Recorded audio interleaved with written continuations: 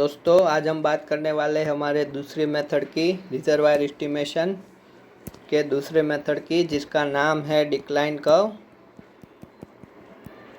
Analysis. ठीक है, इसमें भी हम एक आध क्वेश्चन डिस्कस करेंगे क्योंकि तभी आपको आइडिया आएगा मेथड को किस तरह से यूज़ करना है।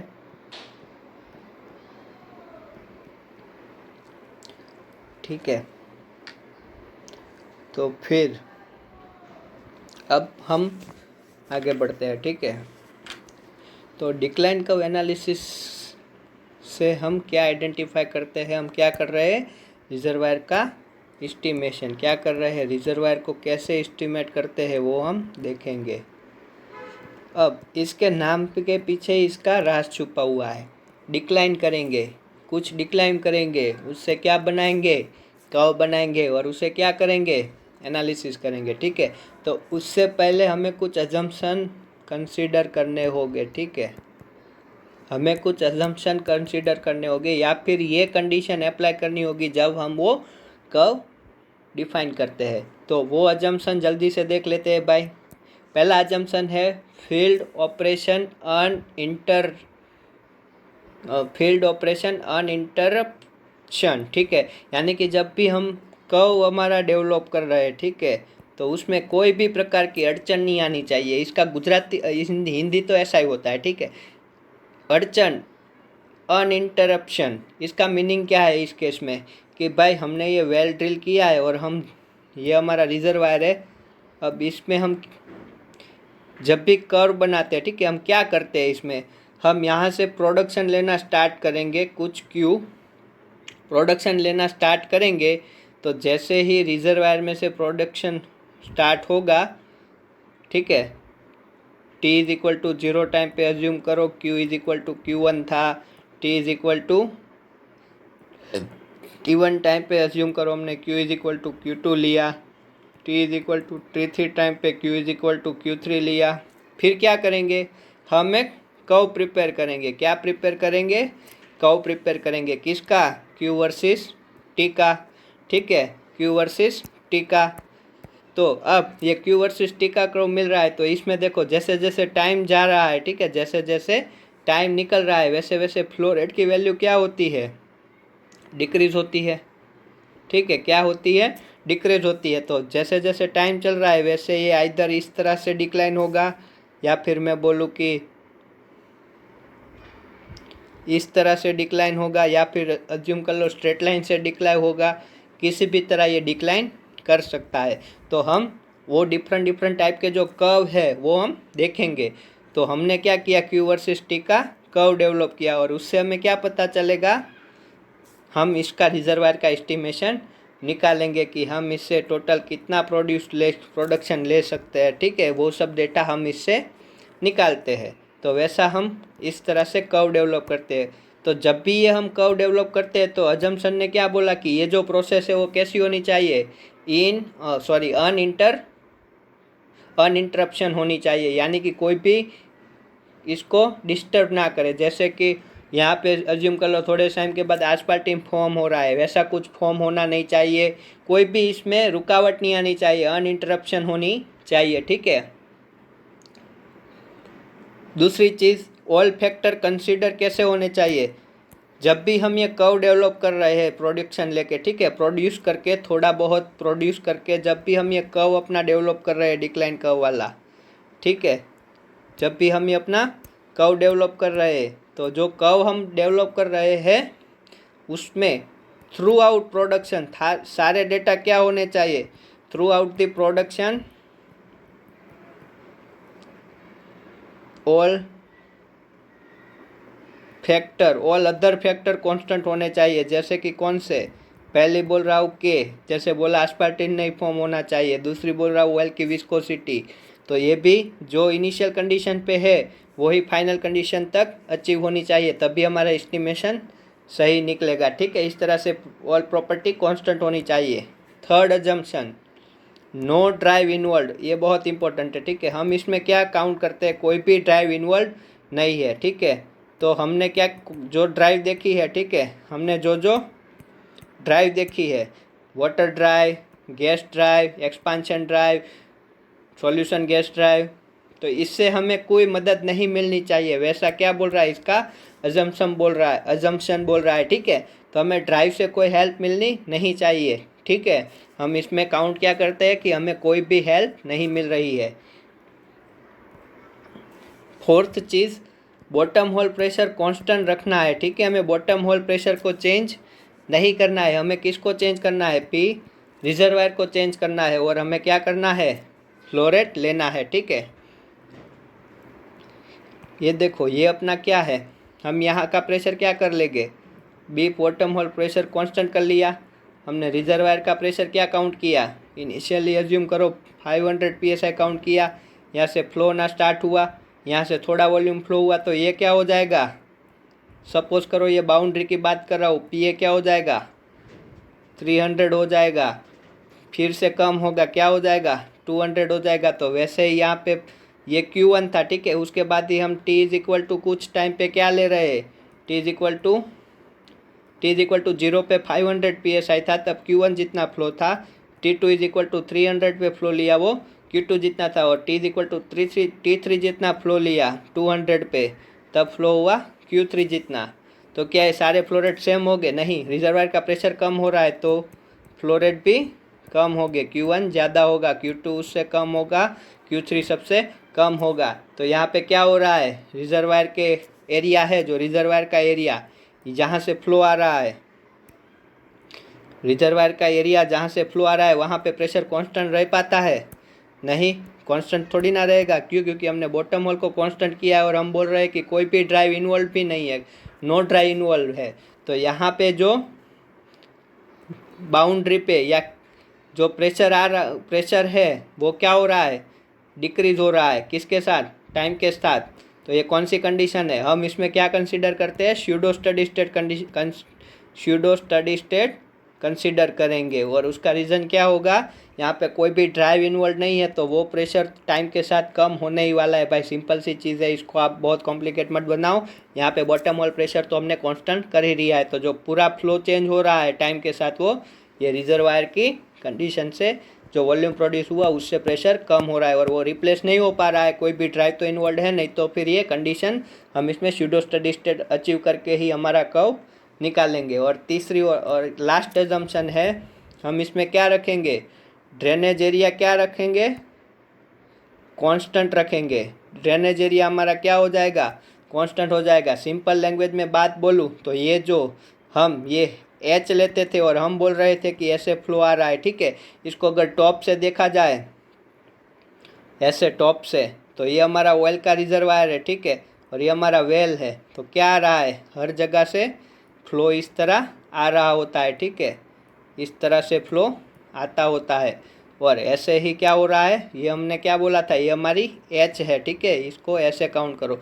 तो ये जो रिजर्वायर का ड्रेनेज एरिया है ये वाला, तो ये रिजर्वायर का ड्रेनेज एरिया भी क्या नहीं हो रहा है, कम नहीं हो रहा है। ये एरिया भी, जो ये ड्रेनेज एरिया है वो क्या रह रहा है, कांस्टेंट हो रहा है। ड्रेनेज एरिया भी एरिया भी क्या है, कांस्टेंट है। ये भी हमारा एक अजम्पशन है, हमें ये एरिया भी कम नहीं करना है। और ये रेडियल फ्लो है, ठीक है, रेडियल फ्लो है, तो ये जो हमारा एरिया है जहाँ से फ्लो आ रहा है चारों डायरेक्शन से, ये इसकी आरी क्या हो नहीं हो रही है, आरी कांस्टेंट है, वैसा उसने बोला है।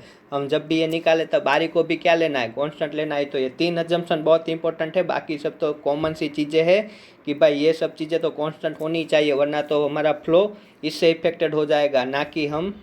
बट हमें तो क्या चाहिए, हमें तो इनिशियल जहाँ में जो वो प्रोड्यूस्ड वॉल्यूम है वो निकालना है, टोटल वॉल्यूम निकालना है, तो उसके लिए हमारा पैरामीटर कांस्टेंट होने चाहिए। पर ये 3 अजम्पशन आपको बहुत अच्छे से एक्सप्लेन होने चाहिए। कोई भी ड्राइव इन्वॉल्व नहीं होनी चाहिए, बॉटम होल प्रेशर कांस्टेंट होना चाहिए, और बॉटम होल प्रेशर कांस्टेंट है और कोई भी ड्राइव नहीं हो रही, तो डिक्रीन जो कोई भी ड्राइव की हेल्प नहीं मिल रही, तो रिजर्वायर का प्रेशर टाइम के साथ भी चेंज होगा, तो हमें स्यूडो स्टेट कंडीशन ही रखनी है। फिर ड्रेनेज एरिया भी कांस्टेंट रखना है, यानी कि जो ये हमारी एक्सटर्नल रेडियस थी रिजर्वायर की, वो हमें कॉन्स्टेंटली मेंटेन करने रखनी है, ताकि हर डायरेक्शन से फ्लो आ सके, ठीक है। अब आगे बढ़ते हैं, ठीक है। ये अजम्पशन वाली बात ही आप पढ़ लोगे, इसको आप याद रख लो। 3 अजम्पशन इंपॉर्टेंट है, constant drainage area, no water drive involve, और जो हमारा प्रेशर था जो फ्लोइंग बॉटम होल प्रेशर था वो हम कांस्टेंट रख के बात करने वाले हैं, ठीक है। तो इससे जो कर्व मिलेगा वो कोई भी कर्व मिल सकता है, ठीक है। तो हम इससे जो कर्व बनाते हैं, ठीक है, क्यू वर्सेस टी का कर्व हम निकालते हैं। ये चीज़ आपको समझ में आई हो तो इसमें 3 टाइप के कर्व के आधार पे इधर ये कर्व क्या है, एक्सपोनेंशियल है या फिर हाइपरबोलिक है या फिर हार्मोनिक है, उस हिसाब से इस कर्व के 3 टाइप होते हैं। और तीनों टाइप के लिए अब हम कैलकुलेशन के पोर्शन पे मूव करते हैं, ठीक है। कौन सा है वो कैसे पता चलेगा, वो दिया होगा क्वेश्चन में, आप चिंता मत करो, ठीक है, वो क्वेश्चन में दे देंगे। हमें कैलकुलेशन निकालना आना चाहिए। देखते हैं चलो। तो उसके लिए पहले एक पैरामीटर में डिफाइन करता हूँ। ये पैरामीटर आपको बहुत अच्छे से समझना है। ये है रेट ऑफ डिक्लाइन, ये इम्पोर्टेंट है, ठीक है। रेट ऑफ डिक्लाइन यानी कि मैं इसको इंडिकेट करूँगा DI से। पहले तो इसका यूनिट होता है टाइम का इन्वर्स, यानी कि 1/, जो टाइम का यूनिट होता है वो मैंने आपको यूनिट पहले बता दिया, कोई बात नहीं।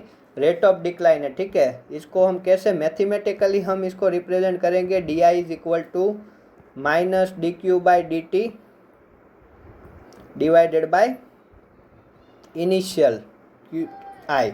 इसका मीनिंग पहले समझते हैं, फिर इसके सब डेरिवेशन देखते हैं, क्योंकि ये समझ में आएगा तो ही आपको ये मेथड अच्छे से समझ में आएगी। ये क्या बोल रहा है, रेट है किसका, डिक्लाइन का, कम होने का रेट है। इनिशियली सपोज करो, आप एक एग्जांपल से ही समझ लो तभी अच्छे से समझ में आएगा। सपोज करो आपके पास इनिशियली क्या है, 50 एप्पल है। कहाँ पे, t is equal to 0 time पे, ठीक है। t is equal to 5 minute के बाद आपने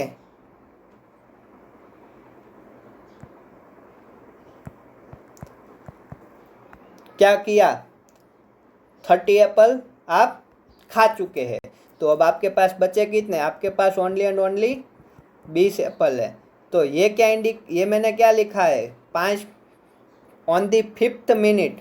स्टार्ट कहाँ से किया है, 0 से किया है, तो ऑन दी 5th मिनट आपके पास कितने एप्पल बचे हैं, 20 एप्पल बचे हैं। इसका मुझे कितना डिक्लाइन हुआ वो निकालना है, ठीक है। अब मैं बोल रहा हूँ कि जो मेरा डिक्लाइन होने का रेट है, क्या है, डिक्लाइन होने का रेट है वो कैसा है। पहली चीज़ मैं आपको बहुत सिंपल लैंग्वेज में एक्सप्लेन कर रहा हूँ, उसके बाद हम फॉर्मूला और उसमें आएंगे। मैं बोल रहा हूँ कि जो मेरा डिक्लाइन होने का रेट है वो क्या फॉलो कर रहा है, वो फॉलो कर रहा है स्ट्रेट लाइन फॉलो कर रहा है। चलो ऐसा मान लेते हैं। एक्सपोनेंशियल बेस्पोनेंशियल छोड़ो, आपको स्ट्रेट लाइन ही समझ में नहीं आता तो कुछ एक्सपोनेंशियल और वो सब कैसे समझ में आएगा। तो आप समझो कि ये स्ट्रेट लाइन फॉलो कर रहा है, ठीक है। मैं बोल रहा हूँ कि मेरा जो एप्पल कम होने का रेट है वो स्ट्रेट लाइन फॉलो कर रहा है। तो चलो इसको ग्राफिकल रिप्रेजेंट करते हैं। ये मेरा था एप्पल, क्यू क्या हो गया आप मेरा एप्पल। भाई क्यू कुछ भी हो सकता है ना, आप ऐसा क्यों सोचते हो कि क्यू मेरा वही है। ये मेरा क्यू है और ये मेरा टी है। अब मैं बोल रहा हूँ कि मेरा जो एप्पल कम हो रहा है वो किससे कम हो रहा है, स्ट्रेट लाइन से कम हो रहा है। तो स्ट्रेट लाइन कैसी होती है, ऐसी होती है, ठीक है। हमने जो डेटा लिया उसको इसमें रिप्रेजेंट करते हैं। टी इज इक्वल टू 0, ये वाला 0 पॉइंट, ठीक है, 0 पॉइंट है, ठीक है। 0 पॉइंट पे हमारे पास कितने एप्पल थे, 50 एप्पल थे। T is equal to 5 minute, T is equal to 5 minute पे कितने एप्पल है, कितने एप्पल है मेरे पास, बोलो जल्दी जल्दी बोलो। ये पॉइंट कौन सा है, 20 वाला है। मैं बोल रहा हूँ कि T is equal to 10 minute के पास, T is equal to 10 minute के पास कितने एप्पल हो गए, वो आपको खुद से काउंट करना है, ठीक है। ऐसा भी एप्टीट्यूड में क्वेश्चन आ सकता है, असोमत ये मैथ्स में भी आ सकता है। आपको बोल दे कि T is equal to 10 minute के बाद मेरे पास कितने एप्पल हो गए, वो आप काउंट कर सकते हो क्या। अगर मैंने आपको ये 2 पॉइंट का डेटा दिया है, 0 पे बोल रहा हूँ कि मेरे पास 50 एप्पल है, 0 पे 50 है, तो फिर 10 मिनट पे कितने, सॉरी 0 पे 50 है, 5 पे 20 है, ठीक है। किसकी बात कर रहे हैं हम, एप्पल की बात कर रहे हैं, ठीक है। अब समझते हैं इसको, हम अपने इससे रिलेट करते हैं, ठीक है। तो आप 10 मिनट पे कैसे निकालोगे, उसके 2 रास्ते हैं, ठीक है। स्ट्रेट लाइन है इसीलिए 2 रास्ते हैं, एक्सपोनेंशियल पे आपके पास एक ही रास्ता अवेलेबल होगा। कौन सा वो हम देखते हैं, आप चिंता मत करो। आपको पता होना चाहिए स्ट्रेट लाइन का मैथमेटिक एक्सप्रेशन, आपको पता होना चाहिए उसके लिए, उसके बिना तो नहीं होगा, वो तो आप छोड़ ही दो। Q is equal to M T plus C, ठीक है, क्या होगा, Q is equal to M T plus C, ठीक है। मैंने क्या बोला आपको, अब देखो मैंने क्या बोला आपको, मैंने आपको क्या बोला, आपको ये पता होना चाहिए कि स्ट्रेट लाइन को हम ऐसे रिप्रेजेंट कर सकते हैं, तभी तो आप निकालोगे, ठीक है। सबको पता होता है भाई इतना तो ये 50 था कब, जब m कितना था, m तो पता ही नहीं है, चलो अभी, जब ये 0 था प्लस c, और ये कितना था 20 था कब, जब t कितना हो 5 प्लस c। तो ये दो इक्वेशन बन गए, दो कांस्टेंट मिल रहे हैं, ठीक है।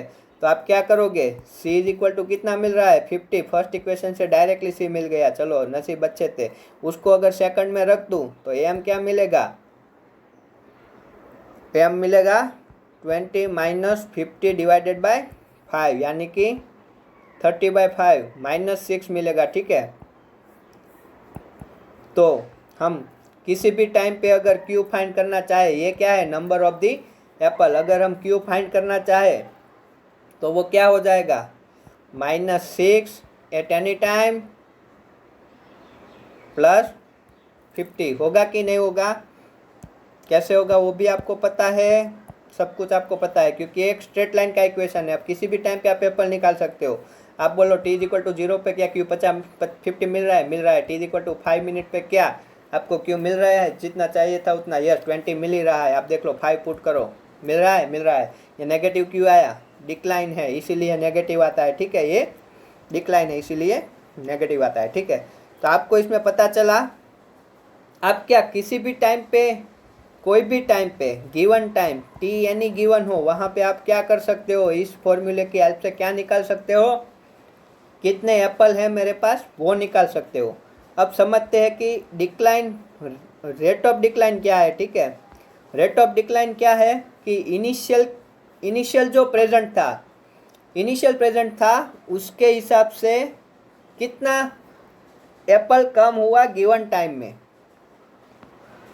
इसी एग्जांपल में अगर हम अंडरस्टैंड करना चाहे तो ये मैंने डेटा लिया, आपको बोला स्ट्रेट लाइन के लिए हम क्या समझ रहे हैं, रेट ऑफ डिक्लाइन समझ रहे हैं, वैसे ही एक्सपोनेंशियल में होता है। तो मैंने क्या बोला कि आपको t 50 पे गिवन है कि मेरे पास 0 टाइम पे 50 एप्पल थे, 5 मिनट के बाद मेरे पास 20 एप्पल है, 10 मिनट के बाद कितने हो गए, आप वो निकालना चाहो तो यहाँ से निकाल लो, 10 मिनट के बाद कितने हो गए, कितने हो गए, -10 हो गए, ठीक है। 10 मिनट के बाद तो मेरे एप्पल सारे ख़त्म ही हो जाएंगे, ऊपर से मुझे देने पड़ रहे हैं, ठीक है। तो 10 ना रहते हुए हम 7 लेते हैं, चलो 10 पे तो सब कुछ ख़त्म ही हो रहा है, ठीक है। आप अगर एप्पल को फ्रूट समझ लो तो ऑयल तो सारा प्रोड्यूस हो ही गया है, ऊपर से मुझे कुछ ऑयल देना पड़ रहा है, ठीक है। मैं 7 मिनट ले लेता हूँ, चलो 10 पे तो ये नेगेटिव जा चुका है, ठीक है। तो ये थोड़ी स्ट्रेट लाइन हमें अच्छी करनी, ये 10 नहीं है, ये क्या लेते हैं 7 लेते हैं। डेटा मैंने खुद से बनाया इसीलिए ये होता है। t इज इक्वल टू 7 रखते हैं तो क्या मिलेगा, ये कितने एप्पल मिलेंगे, 8 एप्पल मिलेंगे, ठीक है। कितने हो गए, 8 हो गए, ये पॉइंट पे कितने हो गए, 8 हो गए, ठीक है। इसका आंसर तो मिल गया आपको। तो आपको अगर किसी भी t टाइम पे अगर इनिशियल के हिसाब से फाइंड करना है तो आपको उसका क्या एक्सप्रेशन पता होना चाहिए। एक्सप्रेशन पता होने के बाद आपको क्या पता होना चाहिए, उसका स्लोप और उसका वो डेटा मालूम होना चाहिए। जैसे कि स्ट्रेट लाइन का रिलेशन मैंने यहाँ पे डेवलप किया, ये तो सिंपल सी बात थी, आपको स्ट्रेट लाइन पढ़ाने के लिए ही मैंने ये किया था। अब आपको मैं पढ़ाता हूँ डिक्लाइन रेट का मीनिंग क्या है। तो स्ट्रेट लाइन के लिए ये क्या होता है, स्लोप होता है, dq/dt ही क्या होता है, स्लोप होता है।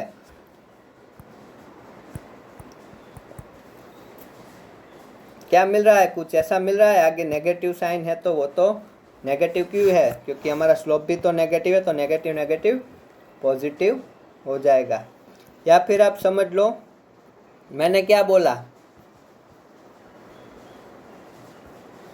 50 का क्या हो रहा है 20 जितना हो रहा है कितने टाइम में, 5 मिनट में।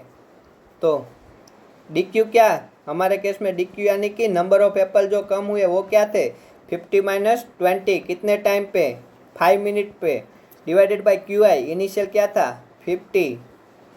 ठीक है, तो ये क्या मिल रहा है मुझे, percentage of decline per unit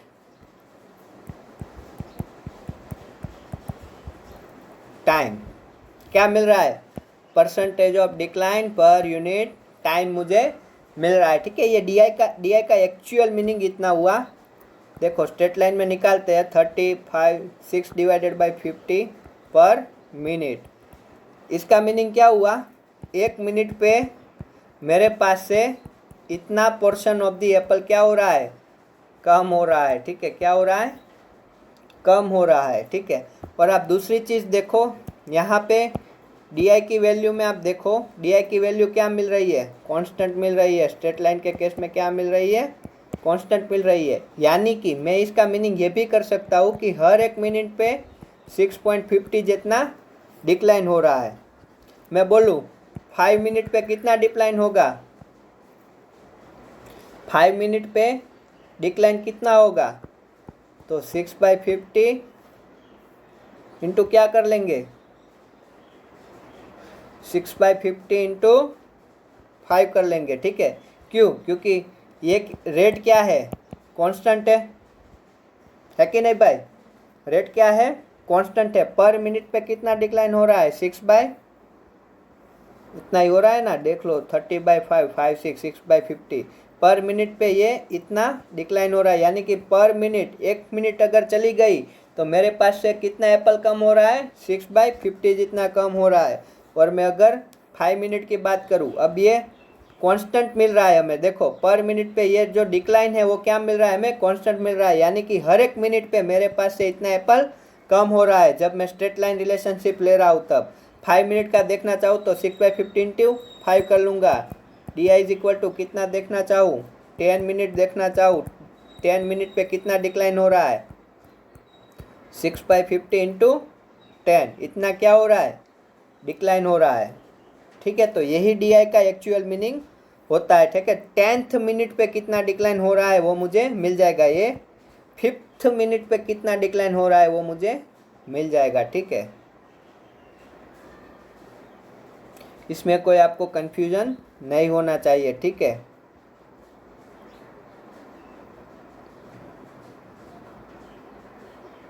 पर मिनट पे कितना डिक्लाइन हो रहा है वो मुझे मिल रहा है। और वो वैल्यू कैसे मिल रही है, कांस्टेंट मिल रही है। आप किसी भी टाइम पे निकालना चाहो, 7th ले लो, 10th तो बहुत हो जाएगा, 7th ले लो क्योंकि हमने 7th लिया है। तो ये कितने परसेंटेज पर मिनट पे कितने परसेंटेज से डिक्लाइन हो रहा है, वही वैल्यू मेरी क्या है, वही वैल्यू मेरी डी आई की वैल्यू है। ठीक है, वही वैल्यू मेरी डी आई की है। ठीक है, अब हमने जो अंडरस्टैंडिंग की वो हमने क्या लिया, स्ट्रेट लाइन लिया। बट हमें तो डिक्लाइन कर्व में मैंने आपको कौन से 3 टाइप बताए, एक्सपोनेंशियल बताया, हार्मोनिक बताया, और कौन सा था और एक था ना, हाइपरबोलिक बताया। तो अब हमें उसके लिए ये डी आई कैसा मिलता है वो देखना है। ठीक है, स्ट्रेट लाइन इसलिए लिया कि आपको सभी को 11th 12th अगर पास किया है तो आपको स्ट्रेट लाइन अच्छे से समझ में आता है, इसीलिए मैंने ये स्ट्रेट लाइन लिया था। अब आप डी आई की हेल्प की मदद से कोई भी क्यू टी फाइंड करना चाहो, कोई भी टाइम क्यू टी पे अगर आप कितने मेरे पास एप्पल बचे वो फाइंड करना चाहो तो आप क्या फाइंड कर पाओगे।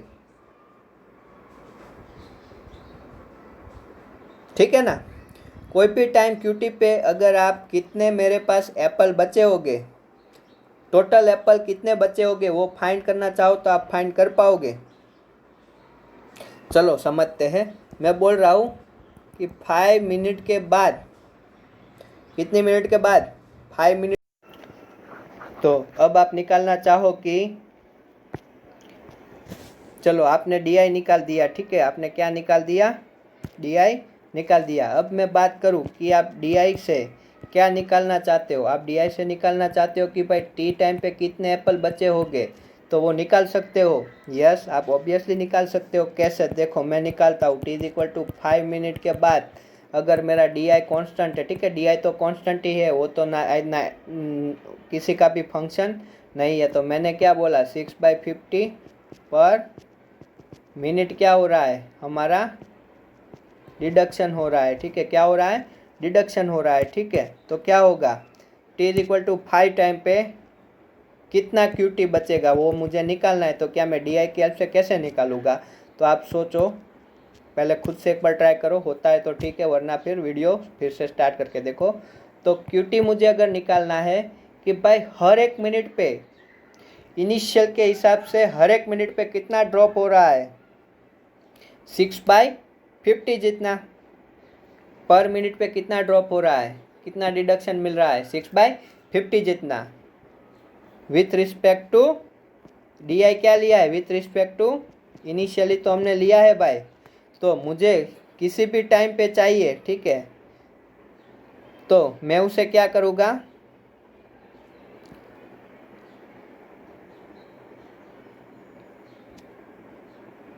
तो इनिशियल मेरे पास कितना था, 50 था, उसमें से मैं क्या सब्सट्रैक्ट करूँगा, ये 5 मिनट पे 6/50 जितना डिक्लाइन हुआ होगा, इंटू क्या करूँगा, इंटू 50 करूँगा। क्यों? क्योंकि ये विथ रिस्पेक्ट टू क्या था, विथ रिस्पेक्ट टू इनिशियल लिया था। याद करो, याद है ना, हमने डी को कैसे डिफाइन किया था, ठीक है, हमने डी को डिफाइन किया था dq/dt डिवाइडेड बाय qi। ठीक है, ठीक है, स्लोप क्या चेंज हो रहा है QI के हिसाब से, वही DI था। ठीक है, तो हमने विथ रिस्पेक्ट टू क्या लिया था, विथ रिस्पेक्ट टू इनिशियल लिया था। तो किसी भी टाइम पे अगर आप DI की हेल्प से क्या निकालना चाहो, किसी भी टाइम पे कितने एप्पल बचे होंगे वो DI की हेल्प से निकालना चाहो तो आप निकाल सकते हो। यस, कैसे, ये इनिशियल इतना था 50, कितना रिड्यूस हुआ होगा टी टाइम तक, टी यानी कि 5 मिनट तक कितना रिड्यूस हुआ होगा, ठीक है, इतना रिड्यूस हुआ होगा। ठीक है, पर मिनट, ये क्या था, per minute with respect to initial कितना डिक्लाइन होता है, वही तो था ये।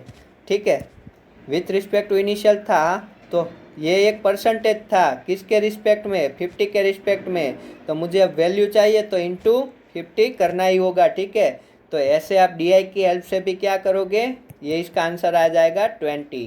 तो ऐसे DI की हेल्प से भी आप किसी भी टाइम पे QT निकाल सकते हो। तो इसीलिए हमने एक पैरामीटर डिफाइन किया है QT।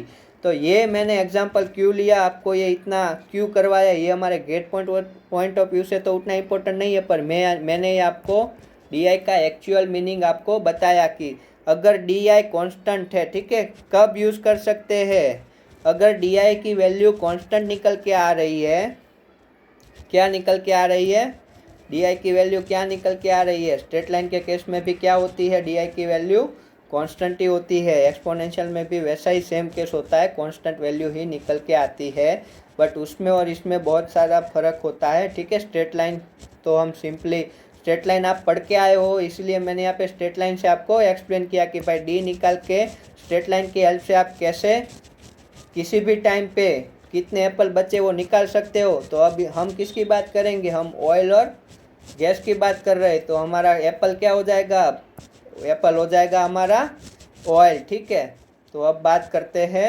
हमारे पेट्रोलियम इंडस्ट्री की। मैं ये सब रब करता हूँ ताकि हमारा वो कंटिन्यूटी बना रहे। ठीक है, तो ये बेसिकली मैंने रब कर दिया। चलो, ये आपको एक दो बार खुद से देखना है स्ट्रेट लाइन के लिए DI का, तभी आप आगे का सब कुछ अच्छे से समझ पाओगे। मैंने क्या बोला आपको, DI क्या है, विथ रिस्पेक्ट टू इनिशियल कितना डिक्लाइन हो रहा है वो रेट दिखाता है। अगर मैं स्ट्रेट लाइन बोलूँ तो DI क्या मिल रहा था, मेरा कांस्टेंट मिल रहा था, क्या मिल रहा था, कांस्टेंट मिल रहा था। इसका यूनिट है पर मिनट लिया, तो पर मिनट में कितना चेंज हो रहा है। तो क्या स्ट्रेट लाइन के केस में ये क्या है, पर मिनट, यानी कि यहाँ से यहाँ आया तब जो स्लोप हुआ, यहाँ पे जो स्लोप है m जितना, ठीक है, उसके बाद में यहाँ गया। ठीक है, तो यहाँ पे जो स्लोप है वो भी क्या है m। तो स्लोप क्या चेंज हो रहा है हर बार, नहीं हो रहा।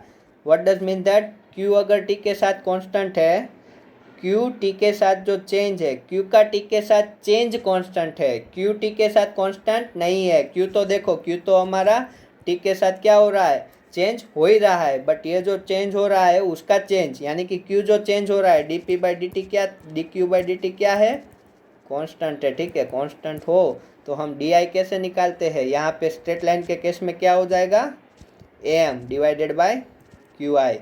तो एम जो चेंज हो रहा है विथ रिस्पेक्ट टू इनिशियल। ठीक है, अब डी आई का यूज क्या हुआ, डी आई हमने निकाला अगले केस में। ठीक है, उसका यूज क्या हुआ, हमने क्या बोला, इनिशियल 50 एप्पल थे, तब मैंने एप्पल निकाला, तो आपको पता होगा तो वो 20 क्यों आया था, ये हमने ये डी आई निकला था अपना, आगे देख लो नहीं पता है तो इनटू इनिशियल किया था। ठीक है, तो हर बार क्या स्ट्रेट लाइन बनाने बैठे नहीं, हर बार क्या यूज़ कर लो आप, डी आई यूज़ कर लो। सपोज करो कि ये इनिशियल चेंज हो रहा है, ठीक है, इनिशियल में बोलूँ 70 हो रहा है, तो उस केस में आंसर क्या आना चाहिए, इतना आना चाहिए। ठीक है, ये इनिशियल के रिस्पेक्ट में हमने चेंज हमें पता है। ठीक है, इनिशियल के रिस्पेक्ट में कैसे चेंज होता है वो हमें पता है। अगर मैं बोलूँ कि इनिशियल 50 नहीं, मेरा इनिशियल 70 था, तो आप इसी डेटा में अगर मैं बोलूँ कि भाई मुझे इनिशियल 50 नहीं लेना है, इनिशियल 70 लेना है, तो आप यहाँ पे 70 रख दो, यहाँ पे 70 रख दो। ठीक है, तो जो इनिशियल शायद चेंज भी हो जाए तो भी डी आई से हम निकाल सकते हैं, बट ऐसा अगर रॉन्गली डेटा हम ले ले तभी ये पॉसिबल है। ठीक है, केस ही पूरा नया है तो हम ऐसा नहीं कर सकते। तो ये बेसिक सी बात थी, मैंने आपको बताया कि डी आई से कैसे आप निकाल सकते हो किसी भी गिवन टाइम पे क्यू टी। तो अब हम हमारी डिक्लाइन कर्व एनालिसिस पे वापस आ जाते हैं। ये एग्जाम्पल आप 2-3 बार खुद से लिख के प्रैक्टिस करो ताकि आपको बहुत अच्छे से समझ में आ जाए। तो अब हम बात करते हैं फर्स्ट डिक्लाइन की। स्ट्रेट लाइन डिक्लाइन तो हमारा होता ही नहीं है। ठीक है, हम डिक्लाइन कर्व में स्ट्रेट लाइन डिक्लाइन तो लेते ही नहीं, पर अगर स्ट्रेट लाइन डिक्लाइन के बेस पे अगर गेट क्वेश्चन फॉर्म कर देता है आपको उलझाने के लिए कि आपने रट्टा लगाए फॉर्मूला या फिर सच में अंडरस्टैंडिंग की, ऐसा दिखाने के लिए शायद वो बोल दे कि भाई नहीं, तो फिर तब आपको मेरा एग्जाम्पल बहुत काम आने वाला है। ठीक है, क्या होने वाला है, मेरा एग्जाम्पल बहुत ही काम आने वाला है, समझ लो ये बात। गेट कर सकता है ऐसा। ठीक है, वो बोल रहा है कि हम एक्सपोनेंशियल की बजाय स्ट्रेट लाइन यूज़ करना चाहते हैं, तो क्या करोगे, तो मैंने जो एग्जांपल बताया वो करोगे। बट अब हम देखते हैं एक्सपोनेंशियल मेथड, फर्स्ट मेथड। हम इसके लिए ही फॉर्मूला डिराइव करने वाले हैं, एक्सपोनेंशियल मेथड। तो भाई एक्सपोनेंशियल मेथड क्या बोलता है, एक्सपोनेंशियल मेथड बोलता है कि D I is equal to minus D Q by D T divided by initial Q I is equal to K Q raise to N. ये ओवरऑल फॉर्मूला है डी आई का। ठीक है, ये ऐसा एक्सपोनेंशियल मेथड के लिए वैसा नहीं, ये ओवरऑल फॉर्मूला है। ये क्या बोलता है कि ये जैसे इस हिसाब से चेंज होगा, ठीक है, उस हिसाब से आपको देखना है। ठीक है, तो डी आई, तो फर्स्ट मेथड में बोलूँ एक्सपोनेंशियल मेथड। ठीक है, यहाँ से भी एमसीक्यू बन सकता है और बना भी है एक्सपोनेंशियल। ठीक है, एक्सपोनेंशियल। ठीक है, तो डी आई क्या हो जाएगा, डी आई हो जाएगा D Q by D T divided by Q I is equal to K. इसमें एन की वैल्यू क्या मिलेगी, 0 मिलेगी। मैं बोलूँ ये चेंज हो रहा है हाइपरबोलिक, हाइपरबोलिक में क्या मिलेगा, डी आई मिलेगा minus D Q by D T divided by Q I is equal to K raise to Q raise to N. ठीक है, ये इनिशियल फ्लो रेट है, एन की वैल्यू किस में होगी, 0 to बिटवीन 1 होगी। और अगर मैं तीसरी बात बोलूँ हार्मोनिक की, ठीक है, किसकी बोलूँ, हार्मोनिक की अगर बात बोलूँ, हार्मोनिक में क्या होगा, डी आई की value minus D Q by D T divided by Q I is equal to K, यहाँ पे 1, एन क्या हो जाता है इसमें 1। तो इससे भी एमसीक्यू आपका निकल सकता है, पूछ भी लिया है। तो इसमें देखो रेट ऑफ डिक्लाइन क्या मिल रहा है, कांस्टेंट। क्या मिल रहा है, कांस्टेंट मिल रहा है ना। ठीक है, क्या होगा, कांस्टेंट होगा। स्ट्रेट लाइन में भी क्या था, ये कांस्टेंट था, शायद वो आपको उलझाने के लिए स्ट्रेट लाइन रख दे, तो उसमें भी कांस्टेंट था, इसमें भी कांस्टेंट है। हम यही यूज़ करते हैं। ठीक है, कभी ओएनजीसी के इंटरव्यू में जाके मत बोलना कि भाई हम स्ट्रेट लाइन से भी डिक्लाइन कर्व करते हैं। ठीक है, वो हंस देंगे। ठीक है, तो आपको क्या याद रखना है, एक्सपोनेंशियल में ये कांस्टेंट होता है। वैसे हाइपरबोलिक में क्या होता है, हाइपरबोलिक में भी ये कांस्टेंट ना होते हुए क्यू की n घात, यानी कि जो फ्लो रेट है उस पर डिपेंड करता है। और हार्मोनिक में क्या होता है, हार्मोनिक में ये n 1 हो जाता है, यानी कि ये क्यू पे डिपेंड होता है। ठीक है, तो ये दोनों में फ्लो रेट पे डिपेंडेड होता है, इसमें कांस्टेंट होता है। ठीक है, आपको ये n की वैल्यू पूछ ले क्या होती है, D I is equal to या ये इज इक्वल टू क्या होता है, n की वैल्यू हाइपरबोलिक में क्या होती है, तो वो आपको आनी चाहिए। ठीक है, तो फिर अब हम बात करेंगे, अब तीनों के लिए देखो, आप यहाँ से इंटीग्रेशन कर लो। तीनों के लिए आपको इंटीग्रेशन आता हो तो आप फॉर्मूला याद ना रखो, और आप अगर इंटीग्रेशन से कर लो तो आप किसी भी टाइम पे फ्लो रेट निकाल सकते हो। उसके लिए आपका मैथ स्ट्रॉन्ग होना चाहिए।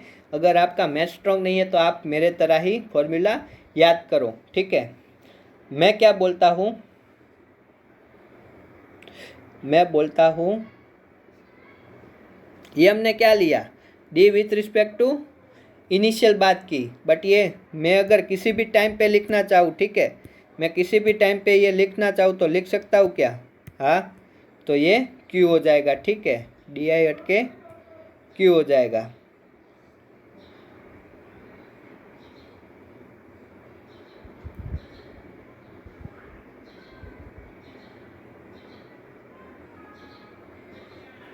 ठीक है, क्या हो जाएगा, क्यू हो जाएगा। किसी भी टाइम पे डिक्लाइन, किसी भी टाइम पे डी की वैल्यू देगा ये। ठीक है, इसमें तो डी आई यूज़ कर ही सकता हूँ क्योंकि ये कांस्टेंट वैल्यू है। ठीक है, जो इनिशियल वैल्यू है, मैंने क्या बोला, डी इसमें क्या है, कांस्टेंट है। इनिशियल का लो या फाइनल का लो, क्या ही आंसर आएगा, सेम ही आंसर आएगा। ठीक है, तो यहाँ पे तो मैं डी आई यूज़ कर सकता हूँ। ठीक है, बट डेरिवेशन करते वक्त इसे क्यों रखना है। चलो हम एक्सपोनेंशियल का डेरिवेशन देखते हैं। तो एक्सपोनेंशियल क्या बोल रहा है कि भाई डी है वो क्या है, कांस्टेंट है, इज इक्वल टू के है। तो हम क्या लिखेंगे, minus D Q by D T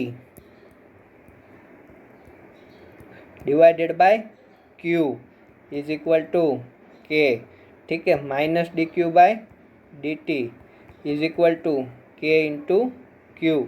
integration के लिए क्या करना चाहिए, डिपेंडेंट टर्म को एक टर्म में लिखना चाहिए इस तरह से। ठीक है, D Q K into D T. और यहाँ से आप अगर देखना चाहो, minus L N Q limit रखते हैं इनिशियल से लेके फाइनल तक, और यहाँ पे के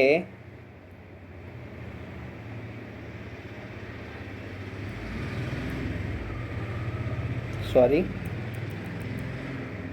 के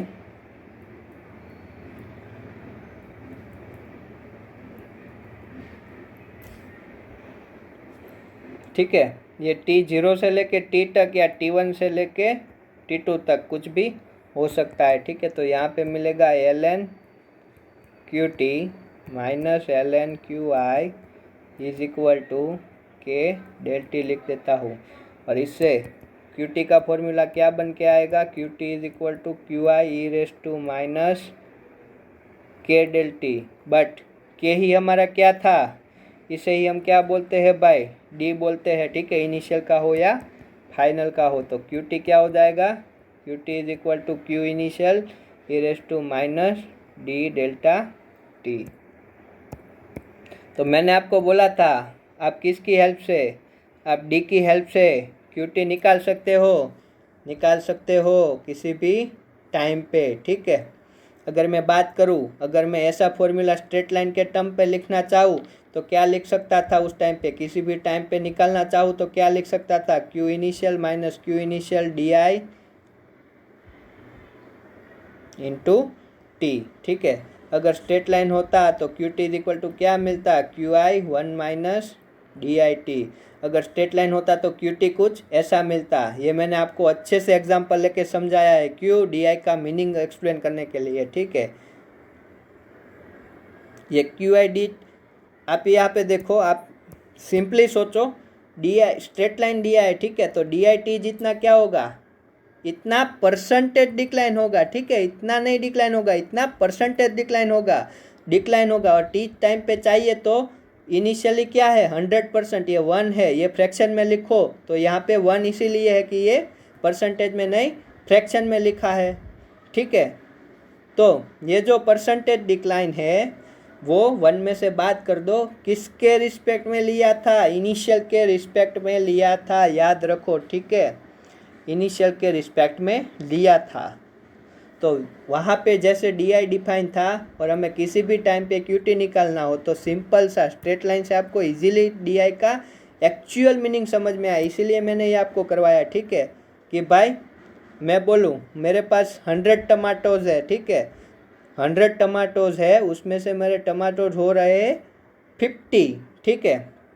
आपने ये 12th में भी किया होगा, मेरे पास 100 टमाटो है, उसमें से मेरे पास, चलो यहाँ 50 ना लेते हुए मैं बोल रहा हूँ 30 टमाटोज हो रहे हैं, ठीक है। मेरे पास टमाटो ऑलरेडी 100 थे, उसमें कितने हो गए 30 हो गए, तो कितना परसेंट रिडक्शन हुआ, percentage of reduction standard 12th में लिखते थे कई बार, क्या लिखते थे 100 माइनस 30 डिवाइडेड बाय इनिशियल कितने 100, ठीक है। तो ये क्या था परसेंटेज ऑफ रिडक्शन, यहाँ पे भी डी आई क्या है परसेंटेज ऑफ रिडक्शन, पर कहाँ पे पर यूनिट टाइम लेते हैं, ठीक है, क्या लेते हैं पर यूनिट टाइम। तो डी आई टी क्या हो गया गिवन टाइम पे परसेंटेज ऑफ रिडक्शन, तो यही हुआ कि नहीं हुआ, गिवन टाइम पे परसेंटेज ऑफ रिडक्शन कितना हुआ 100 माइनस 30 यानी 70% रिडक्शन हो गया, ठीक है। 70% रिडक्शन हो गया, अगर ये आपको ऐसा दिया है कि 70% रिडक्शन हो गया तो आप यहाँ पे कुछ लोग रट के रखते थे मेरे जैसे, ठीक है, ऐसे Q2 minus Q1 is equal to Q initial, ऐसा करना है। जब परसेंटेज ऑफ रिडक्शन दिया तो मैं रट लेता था ये चीज़, ठीक है। तो यहाँ पे डी आई टी क्या है, डी आई टी वही है, परसेंटेज ऑफ रिडक्शन ही दिया है, ठीक है। ये बात मैं आपको हर बार बोल रहा हूँ, इस बार भी बोल दिया मैंने, अब आगे नहीं बताऊँगा डी आई का एक्चुअल मीनिंग क्या है, मैंने बहुत अच्छे से आपको एक्सप्लेन किया है। हमने वहाँ पे यही फॉलो किया था, हमने Q I minus Q I D I T ही किया था, आपको पता हो तो 50 माइनस 3/50 इंटू 5 लिया था इंटू डी आई और इंटू 50 बोला था, मैंने बोला था आपको ये 50 क्यों ले रहे, वो अब समझ में आया क्यों ले रहे थे, ठीक है। जैसे हम स्टैंडर्ड 12th में परसेंटेज ऑफ रिडक्शन निकालते थे, डी आई टी क्या है, डी आई ओनली देखो तो पर टाइम पे परसेंटेज रिडक्शन है और डी आई टी देखो तो परसेंटेज ऑफ रिडक्शन ही है।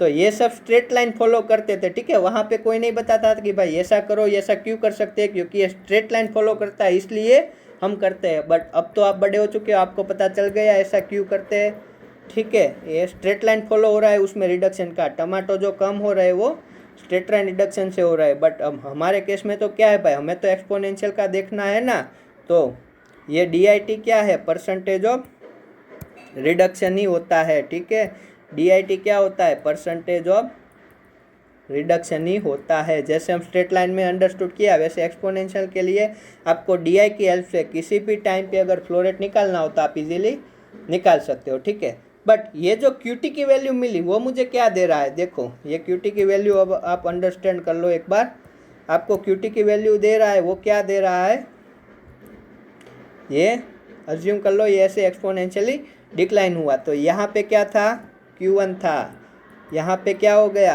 अज्यूम कर लो ये इनिशियल था और ये QT जितना हो रहा है। तो ये QT की वैल्यू तो क्या है भाई गिवन टी टाइम पे, गिवन टी टाइम पे फ्लो रेट है ना, गिवन टी टाइम पे, यानी कि ये यहाँ से यहाँ तक देखो, यहाँ पे अज्यूम कर लो, चलो वैल्यू लेते हैं तो अच्छा समझ में आएगा। अज्यूम कर लो यहाँ पे 50 जितना फ्लो रेट था, यहाँ पे हो रहा है तो 40 जितना, यहाँ पे हो रहा है 20 जितना, यहाँ पे हो रहा है 10 जितना।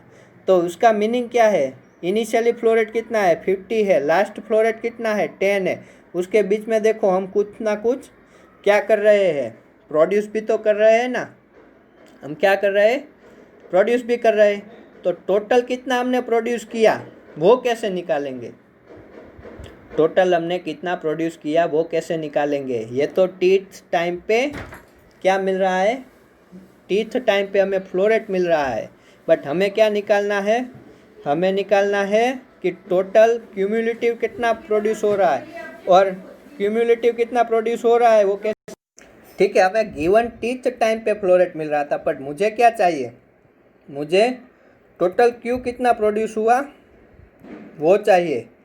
तो वो मैं कैसे निकालूँगा, मैं क्या कर लेता हूँ, क्यू इनिशियल फ्लो रेट था minus Q T flow rate था डिवाइडेड बाय डी। सिंपल सी बात है।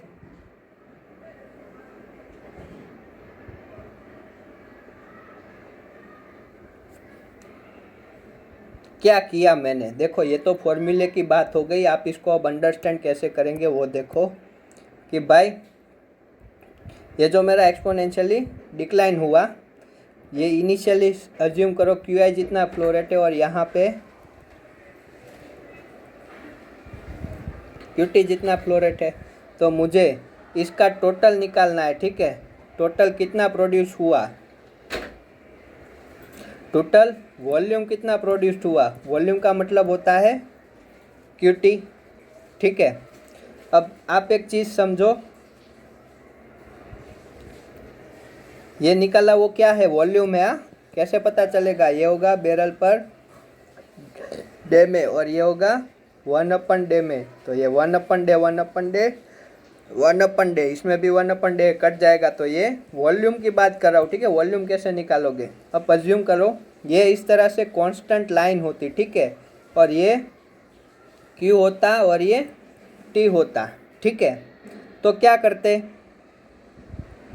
हमें क्या चाहिए, क्यू टी चाहिए, तो क्या करते, सिंपल लैंग्वेज में आपको बताऊँ तो हम क्या करेंगे, इसके अंडर का एरिया फाइंड करेंगे और कुछ नहीं। देखो ये इतना एरिया, हमें टोटल क्यू टी चाहिए, वो क्या होगा क्यू इंटू टी, तो इसमें एरिया सिंपली मिल जाएगा क्यू इंटू टी से। क्यों, क्योंकि ये कॉन्स्टेंटली फ्लो प्रोड्यूस हो रहा है। ठीक है, जितना इनिशियल है उतना ही फाइनल तक सेम रह रहा है। तो हम क्या करते हैं, वॉल्यूम चाहिए अगर, ठीक है, मैं बोलूँ कि मुझे वॉल्यूम चाहिए, वॉल्यूम टोटल कितना वॉल्यूम प्रोड्यूस हुआ, और ये ऐसे सिंगल स्ट्रेट लाइन होती तो हम क्या करते, क्यू टी हो जाता, टोटल वॉल्यूम कितना प्रोड्यूस हुआ मैं बोल देता क्यू टी जितना। मैथमेटिकली मैं बात करूँ तो ये कर्व के अंदर का मैंने क्या निकाला है, एरिया निकाला है। ठीक है, वैसे ही ये एक्सपोनेंशियल है, क्या है, एक्सपोनेंशियल है, और मुझे क्या चाहिए, इसके अंडर का एरिया, एरिया निकालूंगा इज इक्वल टू क्या चाहिए, एरिया अंडर दी कर्व। ठीक है, एरिया अंडर दी कर्व। हमने किसी भी टाइम पे फ्लो रेट निकालने का फॉर्मूला तो इजीली डिराइव कर दिया, बट हमें क्यूमुलेटिव कितना प्रोडक्शन हुआ वो निकालना है। ठीक है, तो वो कैसे पता चलेगा, क्यू का क्या करना होगा, क्यू टी निकालना है। तो जैसे हमने बोला कि ये कांस्टेंट होता तो हम क्यू टी करते। ठीक है, मैं बोल रहा हूँ कि 5 barrel per day constantly produce हो रहा है 5 डेज के लिए, तो टोटल वॉल्यूम कितना प्रोड्यूस होगा, 5 इंटू 5 25 बैरल जितना वॉल्यूम प्रोड्यूस होगा।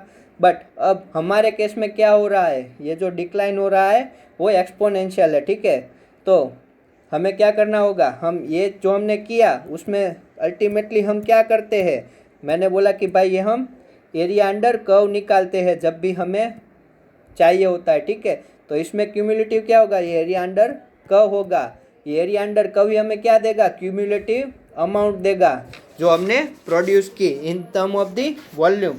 तो वो कितना मिलेगा भाई, इतना मिलेगा। आप चाहो तो कर लो, क्या करना होगा, वॉल्यूम, क्यूमुलेटिव वॉल्यूम प्रोड्यूस। ठीक है, टोटल अब तक कितना वॉल्यूम प्रोड्यूस हुआ वही तो हमारा एम है ना। ठीक है, गिवन टाइम टी पे फ्लो रेट कैसे निकालना है वो तो इजीली हमने डी की हेल्प से निकाल लिया। ठीक है, ये परसेंटेज ऑफ रिडक्शन की हेल्प से निकाल दिया, जो स्ट्रेट लाइन में मैंने आपको बहुत अच्छे से क्लियर करवाया। उसके बाद 12th में हम जो करते थे, रेजिस्टेंस में ज़्यादा ऐसा होता था, परसेंटेज ऑफ रेजिस्टेंस रिडक्शन करते थे, परसेंटेज ऑफ वोल्टेज रिडक्शन करते थे। वही चीज़ यहाँ पे स्ट्रेट लाइन होता तो हम उसी हिसाब से अप्लाई कर लेते, Q initial minus Q final वाले। बट यहाँ पे एक्सपोनेंशियल है तो हमें ये फॉर्मूला यूज़ करना होगा, वो हमने डिराइव किया। बट हमें क्या रिक्वायरमेंट है, हमें तो टोटल वॉल्यूम निकाल रहा है, हमें फ्लो रेट से तो कुछ लेना देना है ही नहीं। तो हम क्या करेंगे, अगर ये ऐसे कांस्टेंट होता तो हम क्या करते, क्यू इंटू टी करते। तो सिंपली क्या करते, ये एरिया ही तो फाइंड करते ना, ये देखो रेक्टेंगुलर ही है तो इसके अंदर का एरिया फाइंड किया। ठीक है, तो इसमें क्या करेंगे हम, इसमें भी हम वही करेंगे, पर उससे जो आंसर निकलेगा क्यू टोटल का वो इतना निकल के आएगा। तो हमारे पास एट गिवन टाइम पे क्यू टी निकालने का फॉर्मूला है। तो यहाँ पे मैं डेल टी को अगर T is equal to 0 to T is equal to T चल रहे हैं, ठीक है, वैसा बोल के यहाँ पे टी लिख सकता हूँ क्या? हाँ, लिख सकता हूँ। तो मैं यहाँ पे पहले क्या करता हूँ, टी लिख देता हूँ, ठीक है। तो चलो वॉल्यूम क्या हो जाएगा, इंटीग्रेशन करना है कहाँ से, तो t इज इक्वल टू जो फ्लो रेट दिया होगा T1 दिया होगा तो t is equal to T2 तक, ठीक है। जो टाइम दिया है वही integration, area of the curve find करना आपको मैथ्स में आता होगा। ये t से t is equal to T2 तक, ठीक है। मैं यहाँ पे t is equal to T1 ले रहा हूँ, यहाँ पे t is equal to T2 ले रहा हूँ। वैसे ही फाइंड करना है area under the curve is equal to integration of T1 is equal to T2 into Q at given time पे जो लिखा होगा इंटू डी टी। अब Q2 का फॉर्मूला है हमारे पास, क्योंकि QT भी टाइम पे डिपेंडेड है। तो QT क्या हो जाएगा, QT एट एनी टाइम क्या मिल के आता था, T is equal to T1, T is equal to T2, या फिर जो टाइम के लिए है Q initial E raise to minus क्या बन जाएगा, ये बन के आएगा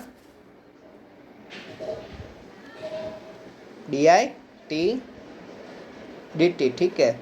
अब आप अगर इसको सॉल्व कर लोगे तो आपको क्या आंसर मिलेगा, QT जितना ही आंसर मिलेगा। क्या मिलेगा, QT, ठीक है ना। आपको क्या करना होगा, उसके लिए इसे सॉल्व करना होगा, ठीक है। तो आपको ये QT क्या मिल जाएगा, एरिया अंडर द कर्व ही हमने फाइंड किया है, वो QI minus QT divided by T जितना मिल जाएगा, ठीक है।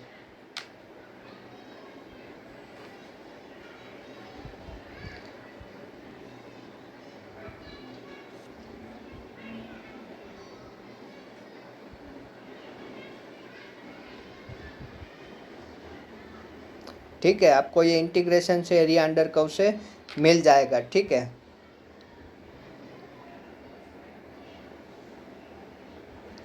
आगे बढ़ते हैं इसमें, ठीक है। आप इसमें बहुत कॉम्प्लिकेटेड में मत जाओ। आपको ऐसा कोई क्वेश्चन मिल रहा है तो आपको क्या करना है, एरिया ऑफ द कर्व। अब हमारे पास डायरेक्टली फॉर्मूला क्या है, अवेलेबल है, ठीक है। तो ये इसमें एक्सपोनेंशियल मेथड में हमने क्या निकालना सीखा।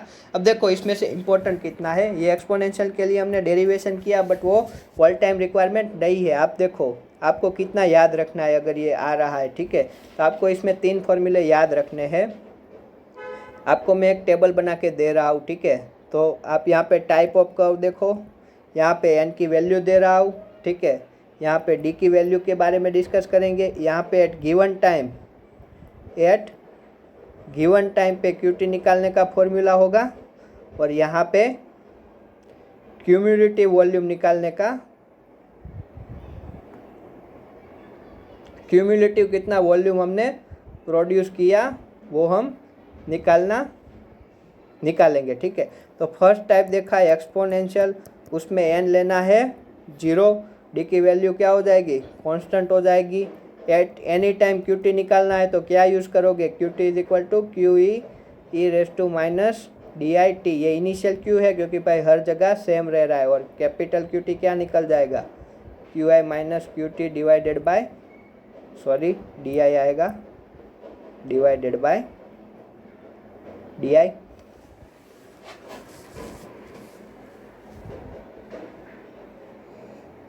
आगे बढ़ते हैं। ये आपको बस इतना याद है तो आपका एग्ज़ाम निकल जाएगा, ठीक है, उसकी चिंता मत करो। ये हो गया अगर हाइपरबोलिक तो ये होगा 0 से 1 के बीच में, ये कांस्टेंट नहीं होगा, ठीक है। और उसमें QT का फॉर्मूला क्या निकल के आता है, QT का फॉर्मूला निकलते आता है QT is equal to QI 1 plus n DIT raise to minus n, ठीक है, raise to minus 1 upon n, ठीक है। QT is equal to QI in the bracket 1 plus n DIT raise to minus 1 upon n। और उस case में total QT का formula जो बनेगा, ठीक है, उस केस में जो टोटल QT का फॉर्मूला बन रहा है वो होगा QI raise to n divided by 1 minus n DI into Q I raise to 1 minus N minus Q T raise to 1 minus N. तो आप चाहो तो ये लिख लो, मेरे हिसाब से मत लिखो, यही करो। गेट के लिए वेल एंड गुड है, इतना करना भी गेट के लिए वेल एंड गुड है, ठीक है। तो ये था फर्स्ट वाला, ये था सेकंड वाला। थर्ड वाला होता है हार्मोनिक, जिसमें एन क्या होता है 1 होता है, उसमें भी डी कांस्टेंट नहीं रहता। उसमें क्यू टी क्या करना है, सिंपली यहाँ पे 1 रख दो, यहाँ पे भी 1 रख दो, तो उसमें क्यू टी निकल के आएगा Q I divide by 1 plus D T, ठीक है, इतना निकलेगा। और जो क्यूमुलेटिव क्यू टी होता है वो क्या होता है, Q T divided by D I, L N Q T divided by Q I divide by Q T, बड़ा माइनस छोटा Q I divide by Q T. तो इसके लिए क्यू टी होता है इतना, और इसके लिए Q T at given time पे फ्लो रेट निकालना है तो इतना क्यू टी, और टोटल क्यूमुलेटिव कितना वॉल्यूम प्रोड्यूस हुआ वो निकालना है तो ये, ठीक है। आप ये कैसे कर सकते हो वो मैंने आपको मेथड बता दिया है। मेरा मैथ्स उतना स्ट्रॉन्ग नहीं है कि मैं इंटीग्रेशन उतनी जल्दी से समझ पाऊँ या सॉल्व कर पाऊँ, है स्ट्रॉन्ग वैसे, उतना भी कम नहीं है, वैसे ही गेट में रैंक नहीं आता। मैथ्स भी आपका स्ट्रॉन्ग होना चाहिए, बट आप कॉन्सेप्ट समझ लो। ये डी का मेन मैंने आपको बहुत अच्छे से स्ट्रेट लाइन में समझाया। ये डी क्या रिप्रेजेंट करता है, percentage of increase per unit time. अब आपको यूज़ करते समय क्या क्या चीज़ें ध्यान रखनी है वो ऑलवेज आपको बोल दूँ। डी का यूनिट और टी का यूनिट सेम होना चाहिए। देखो यहाँ पे डी का यूनिट और टी का यूनिट ऑलवेज सेम, आपको क्वेश्चन दिखे वैसे ही आप ये दोनों के यूनिट इक्वल कर दो। दूसरी चीज़, आप जब क्यू टी यूज़ करते हो, ठीक है, क्यू टी निकालते हो, तब देखो यहाँ पे डी आई यूज़ कर रहे हो और फ्लो रेट यूज़ कर रहे हो, ठीक है। तो डी का और इसका यूनिट आप डे में ही ले जाओ, वही अच्छा है। दोनों को डे में कन्वर्ट कर दो, और फ्लो रेट को ऑलवेज बैरल पर डे में होता है, ठीक है। तो आप ये यूनिट और ये यूनिट ऑलवेज इक्वल कर दो, कभी भी गलती नहीं होगी। ये यूनिट पहले इक्वल यूनिट कर दो, ठीक है। उसके बाद आप कैलकुलेशन स्टार्ट करो। उसके बाद आपको अगर डी आई लिखना है वो पर मिनट में लिखना है तो यहाँ पे फिर से डी आई को कन्वर्ट कर दो। बट फर्स्ट स्टेप में आप क्या करो, आप सभी के यूनिट इक्वल कर दो, वरना इसमें बहुत सारा कन्फ्यूज़न होता है। और आप अगर पर्टिकुलर स्टेज पे यूनिट चेंज करना चाहो तो भी कर सकते हो, बट मेरे हिसाब से वो अच्छी प्रैक्टिस नहीं होगी, ठीक है। तो अब हम बात करेंगे इस पे क्वेश्चन की। तो मैं क्वेश्चन ले लेता हूँ।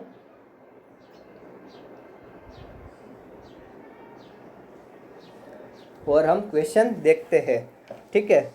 आई थिंक गेट में आया हुआ है या नहीं आया हुआ है वो तो मुझे पता नहीं, बट मैंने एक क्वेश्चन है मेरे पास, वो अभी हम देखते हैं। चलो,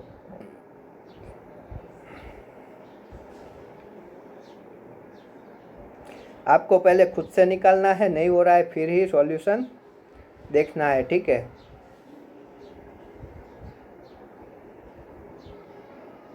नेट बहुत ही स्लो आ रहा है तो आपको वेट करना होगा, ठीक है। तब तक चलो मैं क्वेश्चन आपको लिखता हूँ, फिर सॉल्यूशन उसमें है तो लिखो, क्वेश्चन लिखो, इस पे एग्जाम्पल लिखो। एक एग्जाम्पल देखते हैं, आपको अच्छे से समझ में आ जाए यूज़ कैसे क्या करना है। New oil well expected to produce at allowed rate of 300 STB per day for first 15 months, ठीक है। चलो आ गया, तो अब वही देखते हैं। दूसरा फोटो पहले आ गया, कोई बात नहीं, पहला बड़ा हो इसीलिए।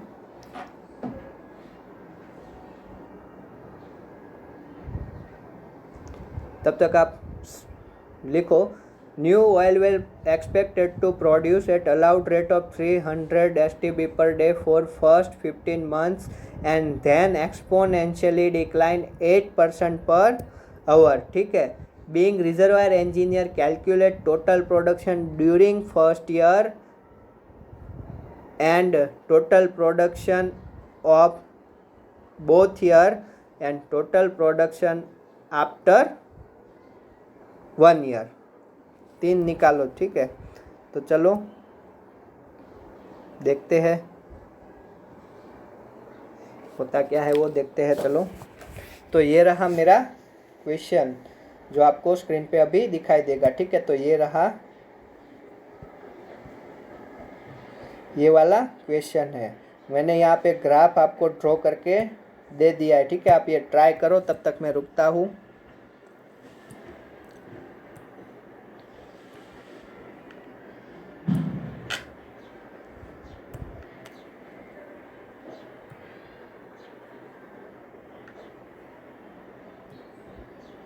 ठीक है, ये रहा क्वेश्चन।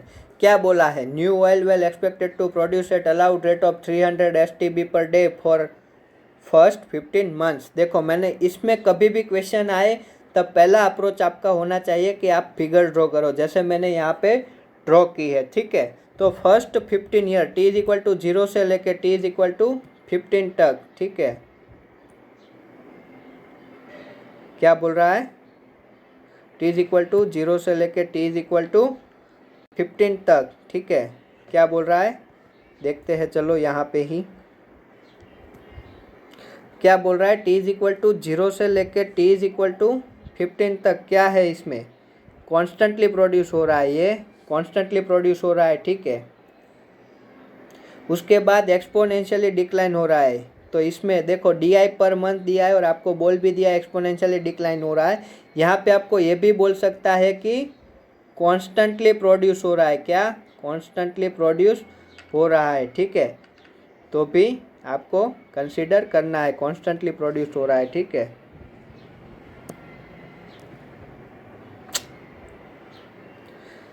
तो फिर आपको क्या करना है? Being a reservoir engineer calculate total production during first year, total production of the both year. ठीक है, तो आप एक काम करो, आप क्या निकालो, आप ये क्वेश्चन पे जा रहे हो तो ठीक है, ड्यूरिंग फर्स्ट ईयर भी आप प्रोडक्शन निकाल सकते हो। तो ड्यूरिंग फर्स्ट ईयर कितना प्रोडक्शन होगा? यहाँ पे टी इज इक्वल टू 12 है। ठीक है, तो ड्यूरिंग फर्स्ट ईयर का प्रोडक्शन कैसे निकलेगा? ये QI है हमारा। ठीक है, क्या है? ये हमारा QI है, ये कांस्टेंट है यहाँ तक। अगर कांस्टेंट है तो क्या कर लोगे? QI इंटू 12, क्या कर लोगे? QI into 12। तो ये हमारा फर्स्ट ईयर का प्रोडक्शन मिल जाएगा। कुछ करना है क्या? नहीं। क्यों? क्योंकि ये कांस्टेंट है QI इंटू टी। इसके अंडर का एरिया भी आप देख लो तो वो आपको क्या दे देगा? फर्स्ट ईयर का प्रोडक्शन दे देगा। तो वो कितना होगा? QI into T. अब चलो नोट पे चलते हैं और दूसरा पोर्शन उसका सॉल्व करते हैं। आई होप आपने ये लिख लिया होगा। ठीक है, तो अब हम दूसरा पोर्शन हम इसका सॉल्व करते हैं। दूसरे पोर्शन में उसने क्या बोला है? दूसरे पोर्शन में उसने बोला है कि after 15 months, after the 15 months जो हमारा डिक्लाइन हो रहा है वो कितने पे हो रहा है? आफ्टर दी 15 मंथ्स हमारा जो डिक्लाइन था वो डिक्लाइन हो रहा है 8% पे। और दूसरी चीज़ उसने क्या बोली है? दूसरी चीज़ उसने बोली है कि अब हमें टोटल प्रोडक्शन चाहिए, total production during 2 year, total production during 2 year हमें निकालना है। ठीक है, total production during 2 year. And initially 15 months तक QI क्या था? कांस्टेंट था। तो फर्स्ट ईयर का प्रोडक्शन तो इजीली मिल गया। ठीक है, क्यों मिला वो भी आपको समझ में आना चाहिए। ये कुछ इस तरह से है। तो ये है हमारा 15 मंथ और ये है हमारा 24 मंथ। और ये हमारा QI कितना दे के रखा है? QI दे के रखा है हमारा 300 STB पर डे। ठीक है,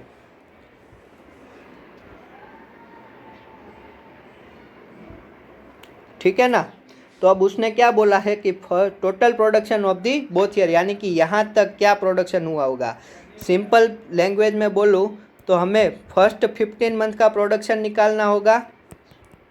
फर्स्ट 15 मंथ्स का प्रोडक्शन पहले निकालना होगा। तो वो कैसे मिलेगा? फर्स्ट 15 मंथ का प्रोडक्शन, यहाँ पे क्या है? QI कांस्टेंट है तो QI into T is equal to Q of the 15 months हो जाएगा। क्यों? क्योंकि ये कांस्टेंट है, QI जितना रेट ही कांस्टेंट है तो ये कांस्टेंटली प्रोड्यूस हो रहा है। तो ये एरिया अंडर दी कर्व क्या होता है?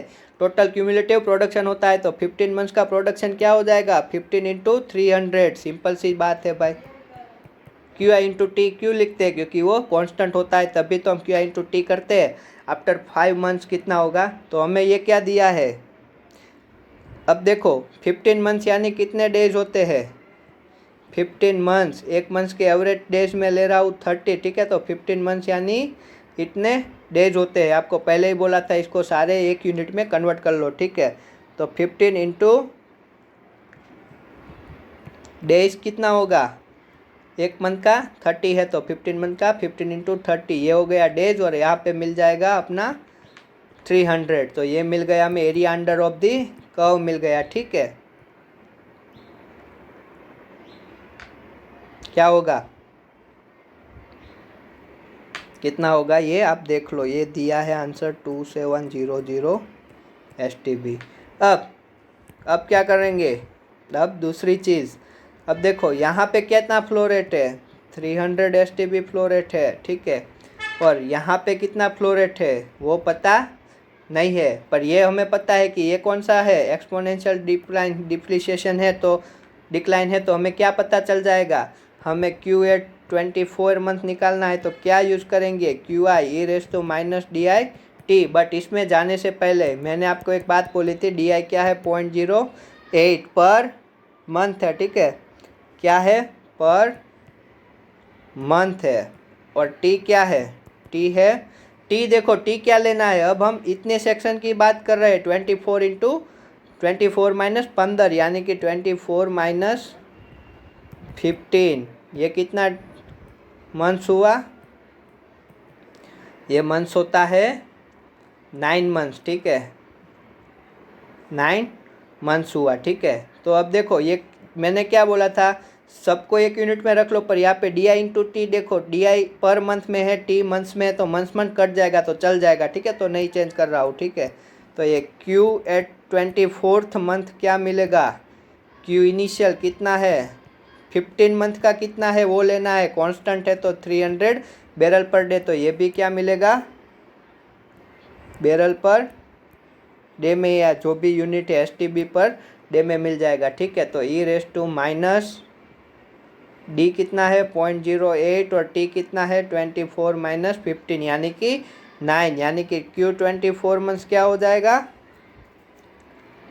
यहाँ से क्यू टी क्या मिलेगा वो आपको देखना है, ठीक है। आप यहाँ पे देख लो क्यू टी की वैल्यू किस में आएगी, S T B per day में आएगी। चलो मैं देख ही लेता हूँ, कर लेते हैं, अब कैलकुलेटर निकालो, आप भी अपना निकालो, मैं मेरे में करता हूँ, आप अपने में कीजिए। 0.08 into 9 negative sign E raise to the answer into 300, तो कितना हो जाएगा ये 146.05। ये क्यूमुलेटिव है क्या, नहीं ये क्यूमुलेटिव नहीं है, मैंने आपको बोला था क्यूमुलेटिव क्या होता है, क्यूमुलेटिव ये वाला होता है इतना, ठीक है।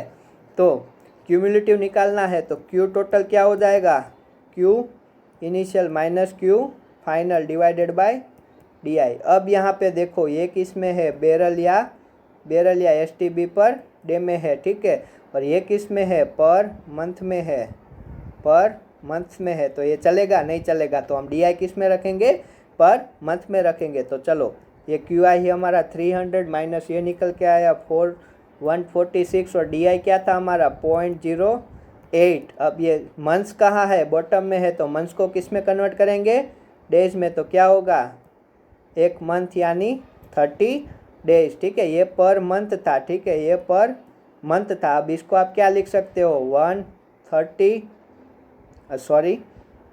1 मंथ इज इक्वल टू क्या लिख सकते हो, यहाँ पे मैं लिखना चाहूँ 1 मंथ इक्वल टू क्या लिख सकते हो, 13 डेज, ठीक है, ऐसा लिख सकते हो। तो ये मंथ कट गया, तो जो 30 बचा वो ये मिल चुका है, ठीक है।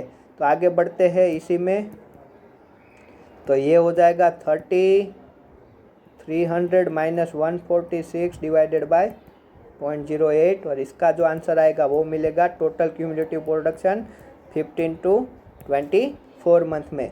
तो ये कितना होगा,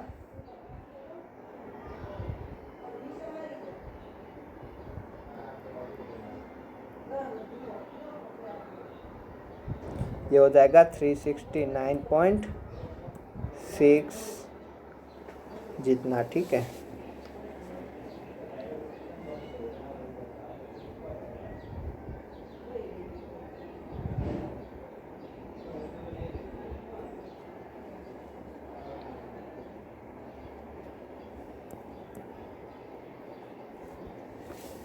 ठीक है ना, ये इतना मिल जाएगा। ठीक है, तो 300 से ये जो फ्लो रेट हो रहा है वो कैसे मिलेंगे हमें, एक्सपोनेंशियल डिक्लाइन से। ठीक है, तो ये 0.08 पर मंथ था, तो वहाँ पे हमने क्या किया, 9 मंथ जितना लिया, तो ये 9 मंथ का फ्लो रेट कितना वो मिल रहा है,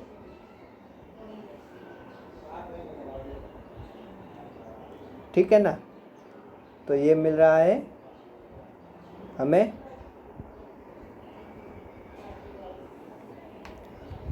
9 मंथ का हमने डेज कर दिया, ये 30 डेज कर दिया, तो ये हमें मिलेगा, ये किस में था, STB पर डे में था, ये हमने मंथ्स का क्या कर दिया, month divided by day, day पे चल गया और ये मिल गया STB में। ठीक है, अब देख लो कोई कैलकुलेशन मिस्टेक शायद रह चुकी हो, मुझे फाइनल आंसर पता नहीं है उसी के लिए।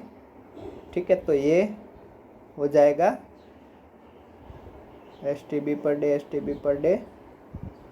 8 पर मंथ। ठीक है, तो ये थी हमारी डिक्लाइन कर्व एनालिसिस मेथड की प्रोसीड्यूर थी जो हमने अच्छे से की है। ओके सॉरी, ये आंसर निकल के आ रहा है, वही मैं सोचूं कम क्यों आ रहा है इतना। ये आंसर मिलेगा 57750 STB। कैलकुलेशन में मिस्टेक हो चुकी थी इसीलिए, ठीक है, वो एम दब गया था। ठीक है, तो ये इतना निकल के आ रहा है, सॉरी थोड़ा टाइम बिगड़ गया। तो अब टोटल प्रोडक्शन क्या है, टोटल प्रोडक्शन होगा हमारा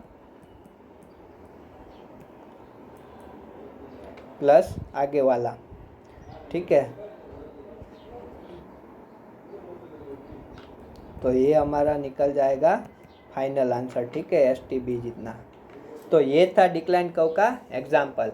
अगर कोई बच्चा फॉर्मूला ना याद रखे और केवल उसको एक्सपोनेंशियल का इक्वेशन याद हो और वो इसके अंडर का कर्व का एरिया फाइंड कर दे तो भी उसका आंसर सही आएगा। ठीक है, तो जितना मैथ स्ट्रॉन्ग होगा उतना गेट में अच्छा रहेगा। तो आपको आई होप ये क्वेश्चन समझ में आया होगा और थोड़ा टाइम आपका बिगड़ा होगा क्योंकि हमने क्वेश्चन उठाया, उसे सॉल्व किया, फोटोज़ निकाला, तो उसमें थोड़ा बहुत टाइम बिगड़ चुका था।